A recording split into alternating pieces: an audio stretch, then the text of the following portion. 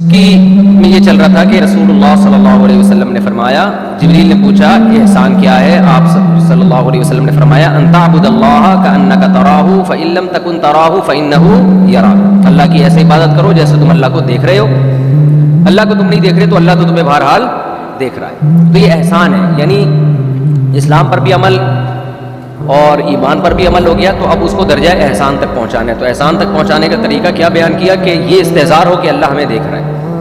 اور پھر اس کے بعد قیامت کی علامات کا پوچھا گیا، اس لیے کہ پیغمبر کی جو بعثت کا مقصد تھا احسان، کیفیت اور کمیت کے لحاظ سے حضرت عیسیٰ کے دور میں پورا ہوگا، تو اس کے بعد اب کیا رہ گئی؟ قیامت رہ گئی۔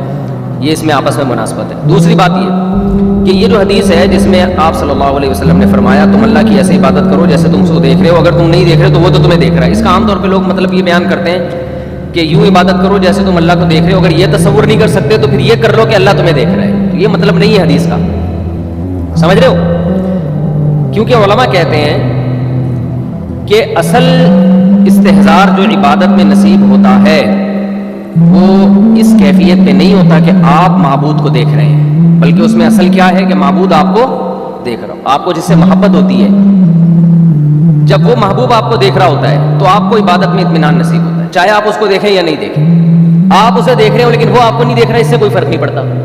اس کی میں بیانات میں ایک مثال دیتا ہوں لوگوں کو کہ آپ کو کسی سے عشق ہے، معاشقہ ہے، آپ محبوبہ سے ملنے کے لیے گئے، اس کی گلی میں پٹ رہے ہیں آپ، اور آپ تو ایسے موقع پہ محبوب کی مار کشمش کی طرح ہوتی ہے، ضرب الحبیبی زبیب، کہ بھائی جس کے لیے پٹ رہے ہیں وہ ہمیں کیا ہے، وہ دیکھ رہی ہے یا دیکھ رہا ہے۔ تو اس سے انسان کو قربانی دینے میں لطف آتا ہے کہ یار جس کی خاطر قربانی دی جا رہی ہے وہ ہمیں دیکھ، اس کو پتہ ہے کہ کیا ہو رہا ہے، تو ہر تھپڑ میں آپ کو کشمش کا مزہ آئے گا، ہر چانٹے میں آپ کو لڈو کا مزہ آئے گا۔ صحیح ہے نا؟ کیا ہو گیا؟ یہ کیا دیکھ رہے ہیں بھائی؟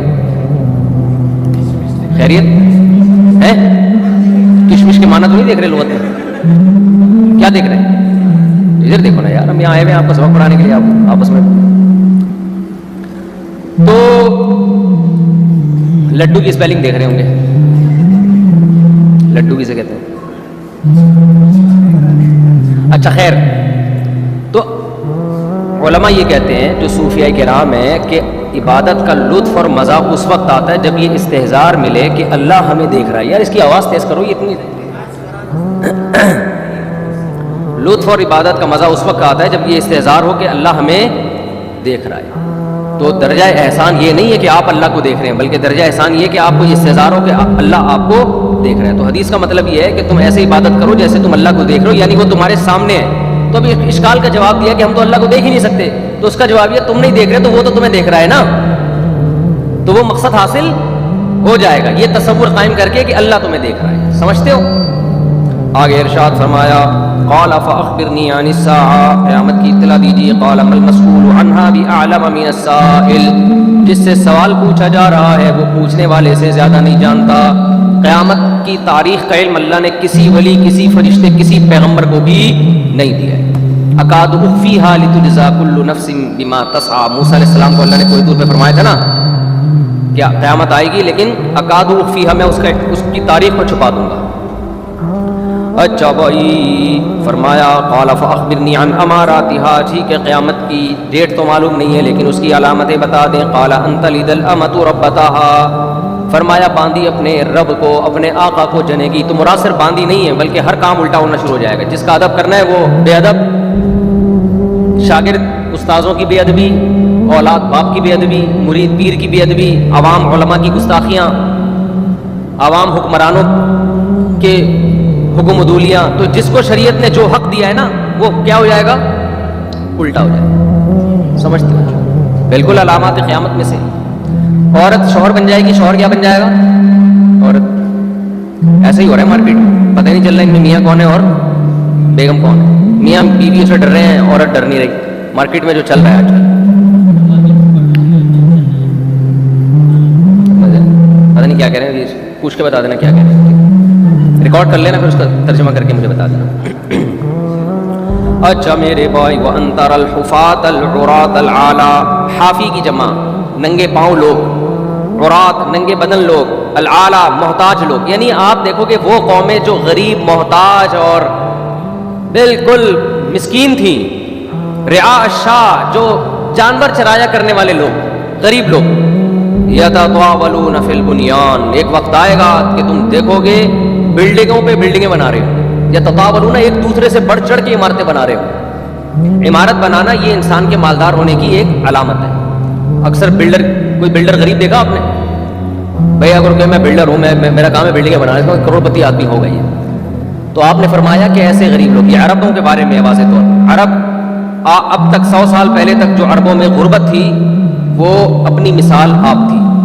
ان میں بہت سے لوگ، بہت سے تو نہیں کہہ سکتے، بعض لوگ حاجیوں کو لوٹا کرتے تھے اور قحط زدہ ملک تھے یہ. سعودی عرب ہو گیا، دبئی ہو گیا، ان کی حالت خراب، بکریاں اونٹ چرایا کرتے تھے یہ لوگ، پاؤں میں چپل نہیں، یہ حالات تھے. لیکن آج دیکھو بالکل نبی نے جو دولت کی جو مثال دی وہ کیا تھی؟ ایک دوسرے سے بڑھ چڑھ کر عمارتیں. تو آپ یو اے ای میں جا کے دیکھ لو، دنیا کی بلند ترین عمارتیں تیار ہو رہی ہیں. سمجھتا نہیں ہے نا بات، جب پڑھے گا نہیں رات کو تو سمجھے گا کیسے بات. اچبائی قال ثم انطلق، یعنی معاملہ الٹا ہو جائے گا، غریب امیر اور امیر لوگ غریب. یہ تو نہیں کہا کہ امیر لوگ غریب ہو جائیں گے، بس غریب امیر ہو جائیں گے. قال ثم انطلق، پھر وہ چلے گئے. فلبثت ملیا، حضرت عمر فرماتے ہیں میں کچھ دن ایسے ہی رہا. ثم قال لي يا عمر، اے عمر اتدری من السائل، میں پتہ ہے سائل کون تھا. صحابی نے پوچھا کیوں نہیں؟ حضرت عمر نے خود سے جا کے پوچھ لیتے. صحابہ کرام رسول اللہ صلی اللہ علیہ وسلم سے سوال پوچھتے ہوئے خوفزدہ ہوتے تھے کہ کہیں غیر ضروری سوال نہ ہو جائے.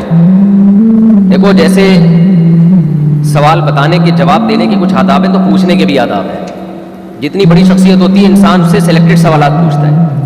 آپ حدیث میں پڑھیں گے کہ ایک صحابی کہتے ہیں کہ ہم نبی صلی اللہ علیہ وسلم، ہم چاہتے تھے کہ آپ صلی اللہ علیہ وسلم کی محفل میں کوئی دیہاتی آ جائے. تو یہ دیہاتی لوگ جو ہے نا یہ ہر قسم کا سوال پوچھ لیتے ہیں، تو اس سے ہمیں بھی فائدہ ہوتا تھا، اور وہ ان کو ادب و آداب سے بھی واقف نہیں ہوتے. تو نبی ان کو تنبیہ بھی نہیں کرتے تھے بھئی یہ دیہاتی لوگ ہیں. تو صحابہ کرام نبی سے سوال پوچھنے سے پہلے سوچتے تھے. آج لوگ علماء سے کچھ بھی پوچھ رہے ہوتے ہیں، میری بیوی گھر سے بھاگ گئی کیسے آئے گی واپس، عجیب عجیب چیزیں پوچھ رہے ہوتے ہیں. بھائی سوچو پہلے کہ پوچھنے کی چیز یہ کچھ کر بھی سکتے ہیں. جو تھانے کا مسئلہ ہے وہ ہم سے آگے پوچھ رہے ہو، جو ماہر نفسیات کا مسئلہ ہے وہ علماء سے آپ پوچھ رہے ہو، جو حکیموں کی باتیں ہیں وہ کس سے پوچھ رہے ہو؟ علماء سے پوچھ رہے ہو. پیٹ کی درد ہے تو کس سے پوچھ رہے ہو؟ ایسے ایسے کیس صبح شام آ رہے ہیں. تو یہ غلط ہے نا، غیر ضروری سوال پوچھنا یہ سامنے والے کا ٹائم ویسٹ کرنے کی بات، سمجھتے ہو؟ تو صحابہ اس کا خیال کیا کرتے تھے. اب حضرت عمر، حالانکہ کتنی اہم بات تھی، وہ جبریل آئے، انہوں نے پوچھا. اچھا صحابی کہہ رہے ہیں لا یرا علیہ اثر السفر ولا یعرفہ منا احد، سیاہ بال تھے، سفید کپڑے تھے، سفر کا کوئی نشان نہیں، کیونکہ مسافر کے بال تو بکھرے ہوئے ہوتے ہیں، کپڑے میلے ہوتے ہیں. تو نہ سفر کے علامات تھیں اور نہ ہم میں کوئی ان کو پہچانتا تھا، کوئی مقامی آدمی بھی نہیں تھا. تو سوال تو پیدا ہوتا ہے نا کہ یہ کون تھے، لیکن حضرت عمر نے کوئی ہمت نہیں ہوئی نبی سے پوچھنے کی، اس لیے کہ جو چیز جو پیغام ملا تھا وہ بہرحال مل گیا تھا. اسلام کا پتہ چل گیا، کلمہ شہادت کا پتہ چل گیا.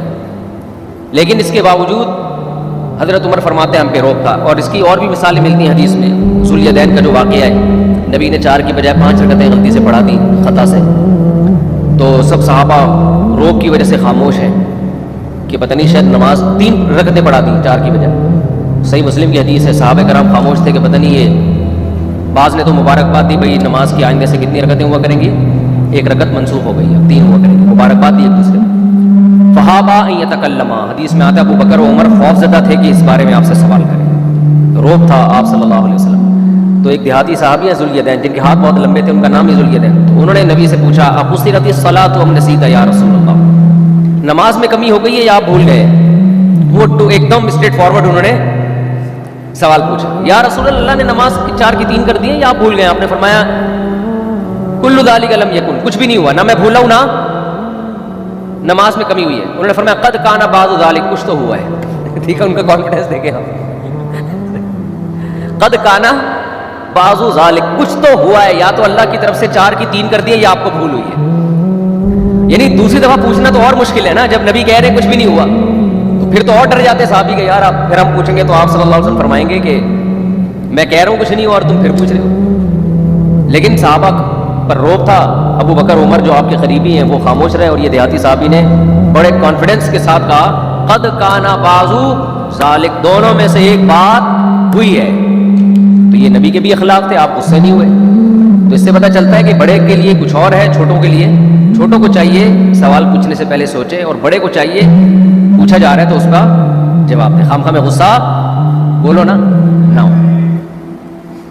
تو انہوں نے آپ صلی اللہ علیہ وسلم نے پھر صحابہ سے، جب انہوں نے اتنے کانفیڈنس سے کہا کہ کچھ تو ہوا ہے، تو انہوں نے صحابہ سے پوچھا، ہاں بھائی کچھ فرمایا؟ صحابہ نے ہاں وہ ایک رکعت. تو آپ نے پھر ایک رکعت پڑھی، سجدہ صاحب کیا. سمجھتے ہو؟ تو اسی وجہ سے حضرت عمر نے پوچھا نہیں کہ بھئی کیا مسئلہ ہے. پھر نبی نے خود ہی فرمایا، یا عمر اتدری من السائل، آپ کو پتہ ہے یہ پوچھنے والا کون تھا؟ قلت اللہ ورسولہ اعلم، اللہ اس کے رسول ہی جانتے ہیں.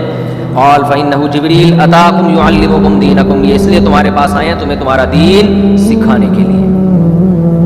رواہ مسلم. ورواہ ابو ہریرہ مع اختلاف وفیہ وإذا رأیت الحفاة العراة الصم البکم ملوک الارض فی خمس لا يعلمهن الا اللہ ثم قرأ ان اللہ عنده علم الساعة وينزل الغیث الآیات متفق علیہ. حضرت ابو ہریرہ سے بھی یہ روایت مروی ہے. یہ تو حضرت عمر سے ہے نا، حضرت ابو ہریرہ سے بھی ہے. اس کے الفاظ تھوڑے چینج ہیں. اس میں یہ ہے کہ جب تم دیکھ لو گے ان لوگوں کو، یعنی اس میں یہ الفاظ بھی ہیں کہ جب تم دیکھو گے ان لوگوں کو جو ننگے پاؤں ہیں، برہنہ ہیں، الصم البکم، گونگے اور بہرے لوگ، ملوک الارض، زمین کے بادشاہ بنے ہوئے ہوں، زمین کے یعنی بالکل نا اہل ترین لوگ زمین کے بادشاہ بنے ہوئے ہوں گے. اس میں یہ الفاظ ہیں. فی خمس، جب قیامت کے بارے میں سوال پوچھا کہ قیامت کب آئے گی، تو آپ نے فرمایا قیامت ان 5 چیزوں میں سے ہے، لا يعلمهن الا اللہ، جن کا علم اللہ کے سوا کسی کے پاس نہیں ہے. پھر آپ نے یہ آیت تلاوت کی، ان اللہ عنده علم الساعة وينزل الغیث ويعلم ما في الارحام. یہ الفاظ